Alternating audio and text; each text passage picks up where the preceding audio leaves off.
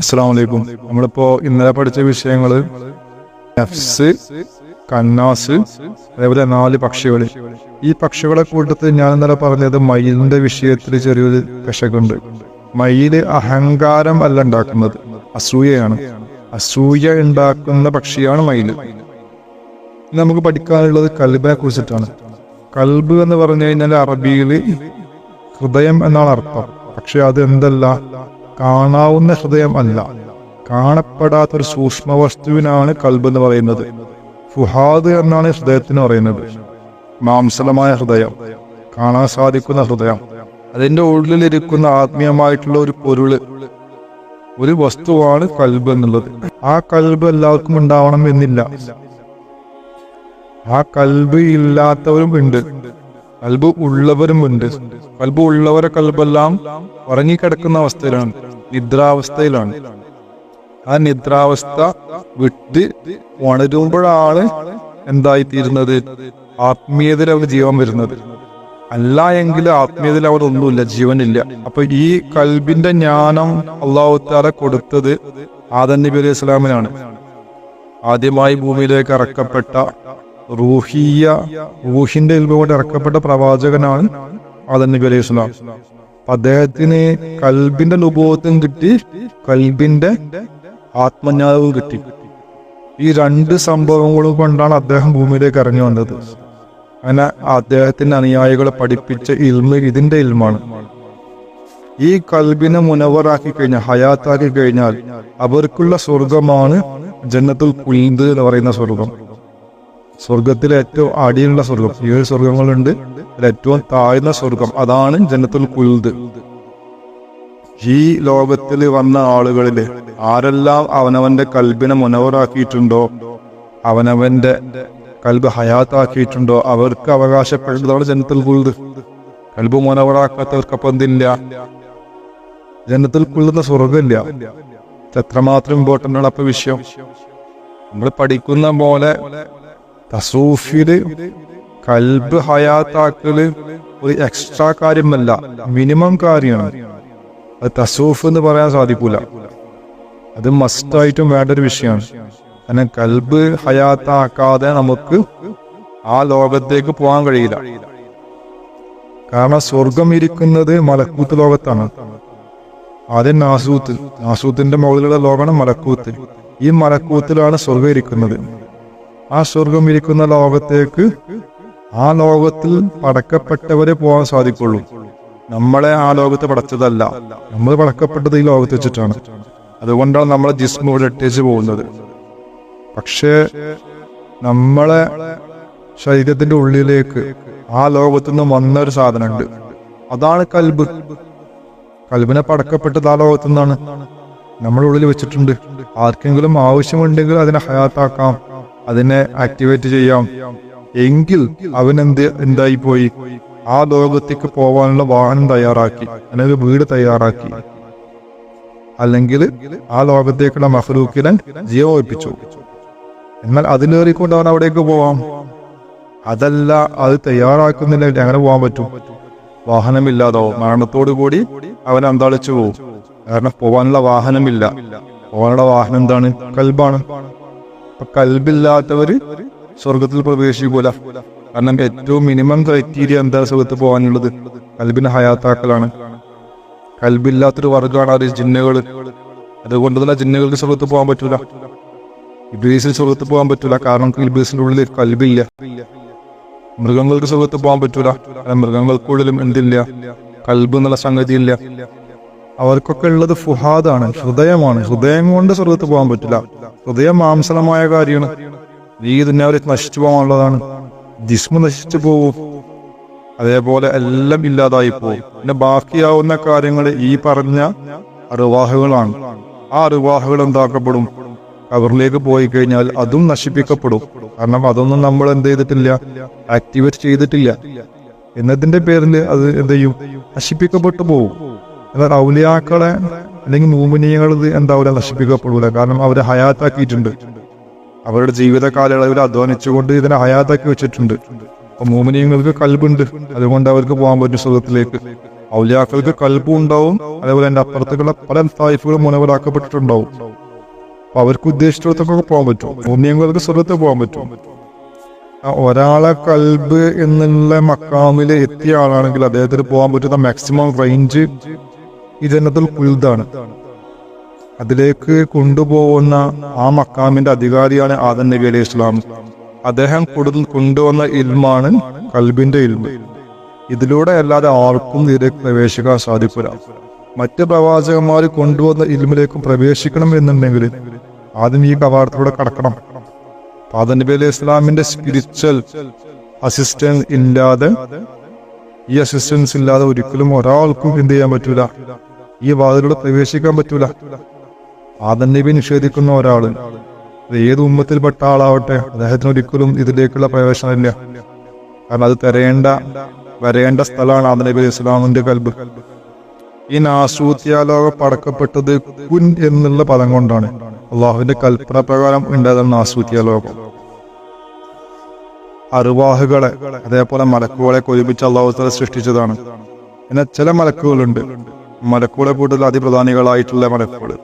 ആ മലക്കുകളെയും അതേപോലെ തന്നെ ഈ ലത്തായിഫുകൾ, നമ്മൾ ഈ പറഞ്ഞ മനുഷ്യന്റെ ഉള്ളിൽ ലത്തായിഫുകൾ, കൽബ്, റൂഹ്, സിറ്, കഫി, അക്ഫ, അന എന്നുള്ള ലത്തായിഫുകൾ, ഇതിനെയും പടക്കപ്പെട്ടത് ഈ പ്രധാനികളെ മലക്കുകളെ ഒരുമിച്ചാണ്. അപ്പൊ ഈ കൽബിന്റെ ഉള്ളിൽ കിടക്കുന്ന, നെഞ്ചിന്റെ ഉള്ളിൽ കിടക്കുന്ന ഈ ലത്തായിഫുകൾ ഒരുപാട് മുമ്പ്, ഏകദേശം 70,000 വർഷം മുമ്പ് പടക്കപ്പെട്ടതാണ്. സാധാരണ സൃഷ്ടികളെ പടക്കുന്നതിന് 70,000 കൊല്ലം മുമ്പ് പടക്കപ്പെട്ടതാണ് ഈ കൽബ്. എന്നിട്ട് അള്ളാഹു തആല ഈ കൽബിന് എന്ത് ചെയ്ത് മക്കാമുൽ ഇഷ്കിൽ കൊണ്ടുചെന്ന് വെച്ച്. ഇഷ്കിന്റെ സാമീപ്യം കിട്ടിയ ഒരു മഖ്ലൂഖാണ് എന്ത് കൽബ്. കൽബ് അതിൽ നിന്നാണ് നമ്മളിലേക്ക് വരുന്നത്, നമ്മളെ കൊണ്ടുവരുന്നത് അതിൽ നിന്നാണ്. അപ്പൊ അള്ളാഹു തആലനെ ഇഷ്ക് ചെയ്യാനും സ്നേഹിക്കാനും കൽബ് കൊണ്ടേ സാധിക്കുള്ളൂ. അങ്ങനെ കൽബ് മുനവ്വറായാലേ സാധിക്കുള്ളൂ. കൽബ് മുനവ്വറാവാത്ത ആളുകൾ അള്ളാഹുവിനെ ഞാൻ സ്നേഹിക്കുന്നു, റസൂലിനെ ഞാൻ സ്നേഹിക്കുന്നു എന്നൊക്കെ പറയുമ്പോൾ പച്ചക്കള്ളാണത്. അത് സാധ്യമല്ല. പിന്നെ ഇവര് മനസ്സിലാക്കിയ സ്നേഹം ശരിക്കും സ്നേഹം അല്ല, അത് വെറും വേറൊരു വികാരാണ്. അത് ഒരു തന്നിഷ്ടം മിക്സ് ചെയ്യപ്പെട്ട ഒരു തരം വികാരമാണ്. യഥാർത്ഥ സ്നേഹം എന്ന് പറഞ്ഞു കഴിഞ്ഞാൽ അതിന് ഡിമാൻഡ് ഇല്ല, അതിന് ഷർത്തില്ല, ഒന്നിനു വേണ്ടിയല്ല അത് സ്നേഹിക്കുന്നത്, ഒരു ബെനിഫിറ്റ് അത് ആഗ്രഹിക്കൂല. പക്ഷെ അതല്ലാത്ത പ്രേമങ്ങളും സ്നേഹങ്ങളൊക്കെ വെറും മണ്ടത്തരാണ്. ഒരാളും മറ്റൊരാളെ സ്നേഹിക്കുന്നു എന്ന് പറയുമ്പോൾ ഇത് വിശ്വസിക്കാൻ കഴിയില്ല, അത് പ്രേമമല്ല. അവനവന്റെ സ്വാർത്ഥ താല്പര്യങ്ങൾക്ക് വേണ്ടിയുള്ള ചിലതരം വികാരങ്ങളാണത്. കാരണം ഒരു മനുഷ്യന് സ്നേഹിക്കുന്ന വ്യക്തി, ആ വ്യക്തി മറ്റൊരാളെ സ്നേഹിച്ചു കഴിഞ്ഞാൽ ഇദ്ദേഹത്തിന് ഇത് ദേഷ്യമായി മാറും, ഈ സ്നേഹം തന്നെ പകയായിട്ട് മാറും. അതേപോലെ പല കാരണങ്ങൾ കൊണ്ടും ഈ സ്നേഹം എന്തായി മാറും, ഒരു വിപരീതമായ ഫീലിംഗ് ആയിട്ട് മാറാൻ സാധ്യതയുള്ള വിഷയമാണ്. അതൊന്നും സ്നേഹമല്ല. ആ സ്നേഹം എന്തിന്റെ സ്നേഹമാണ്? ഈ ദുന്യാവില് കാണുന്ന സ്നേഹങ്ങൾ മുഴുവൻ നഫ്സിന്റെ സ്നേഹമാണിത്, നഫ്സിന്റെ കാമാണിത്, അല്ലാതെ സ്നേഹമല്ല. സ്നേഹിക്കാൻ കഴിയണമെങ്കിൽ ഒരാൾക്ക് കൽബ് ഉണ്ടാവണം. ആ കൽബ് എന്ന് പറഞ്ഞാൽ ഈ കൽബാണ്, ഫുഹാദ് എന്നുള്ള ഹൃദയത്തിന് ഉള്ളിലിരിക്കുന്ന കൽബ്. അതില്ലാത്തവര് പറയുന്ന സ്നേഹം പച്ചക്കള്ളാണ്. ഖുറാനിലൊക്കെ കൽബില്ല എന്ന് പറയുമ്പോൾ അള്ളാഹു ഉദ്ദേശിക്കുന്നത് ഇതാണ്. കൽബിന്റെ അസൽ മാന ഈ പറഞ്ഞതാണ്. ഈ കൽബ് എന്ന് പറഞ്ഞ ഒരു മഖ്ലൂക്കാണ്, ഇതൊരു മലക്കാണ്. മലക്കൂത്തിയാലോകത്ത് ഉള്ളവരാരാണ്? മലക്കുകളാണ്. അപ്പൊ കൽബും ഒരു മലക്ക് തന്നെയാണ്. പക്ഷെ അത് ജനിച്ചിട്ടില്ലാത്ത അവസ്ഥയിൽ എന്താണ്? അത് ഒന്നുമല്ല, നമ്മൾ ജനിപ്പിക്കണം. അതിന് അതിൻ്റെതായിട്ടുള്ള കാര്യങ്ങൾ ചെയ്തു വരുമ്പോഴാണ് അത് ജനിക്കുന്നത്. ആ ജനിച്ചു കഴിഞ്ഞു കഴിഞ്ഞാൽ അത് മലക്കായി തീരും. ആ മലക്കാണ് നമ്മളെ ആ ലോകത്തെ കൊണ്ടുപോകുന്നത്. നമ്മൾ ജിസ്മാണല്ലോ, നമ്മൾ മലക്കായി തീരും. മലക്കായി തീരും എന്ന് പറയുമ്പോൾ മലക്കിന്റെ ശരീരം ആ രീതിയിൽ നമുക്ക് അവിടെ പോകാൻ പറ്റുമെന്ന് അർത്ഥം. കാരണം ആ ലോകത്തേക്ക് അനുയോജ്യമായ ജിസ്മ് അതാണ്, ഈ ലോകത്തേക്ക് അനുയോജ്യമായ ജിസ്മ് ഇതാണ്. ഇനി ജബറത്തിലേക്ക് പോകണമെങ്കിൽ ആ ലോകത്തേക്ക് അനുയോജ്യമായ മറ്റൊരു ജിസ്മ് വേണം, അതാണ് റൂഹ്. അങ്ങനെ ഓരോ ലോകത്തേക്കും പോവാൻ വേണ്ടി ആ ലോകത്ത് തന്നെയുള്ള പദാർത്ഥം കൊണ്ട് പടക്കപ്പെട്ട ഒരു കാര്യം നമ്മുടെ ജിസ്മില് വേണം, അല്ലാതെ അതിന് കഴിയില്ല. മലക്കൂത്തിയ ലോകത്തോട് ബന്ധപ്പെട്ടാണ് കൽബ് കിടക്കുന്നത്. അതിന്റെ അധികാരി ആദം നബി അലൈഹി ഇസ്ലാമാണ്. ആ ലോകത്തിന്റെ കളറ് മഞ്ഞ കളറാണ്.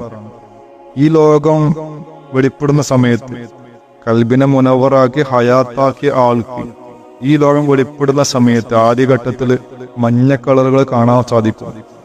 അവന്റെ കണ്ണിലൂടെ മഞ്ഞ കളറ് കാണാൻ സാധിക്കും. അപ്പൊ സാധാരണക്കാരായ കൽബുകൾ പറയുന്ന പേര് കൽബുൽ സനോബർ എന്നാണ്. കൽബുൽ സനോബർ എന്ന് പറഞ്ഞു കഴിഞ്ഞാല് അശ്രദ്ധമായ ഹൃദയമാണ്. ആ ഹൃദയം കൊണ്ട് നമുക്ക് ഒന്നും തിരിച്ചറിയാൻ സാധിക്കൂല. തെറ്റാണോ ശരിയാണോ എന്നൊന്നും തിരിച്ചറിയാൻ സാധിക്കൂല.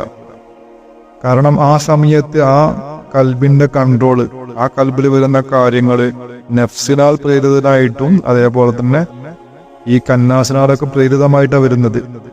അതുകൊണ്ട് തന്നെ കറക്റ്റ് ഒരു വിഷയം നമുക്ക് ഹക്കാണോ ബാത്തിലാണോ എന്ന് അറിയാൻ കഴിയില്ല.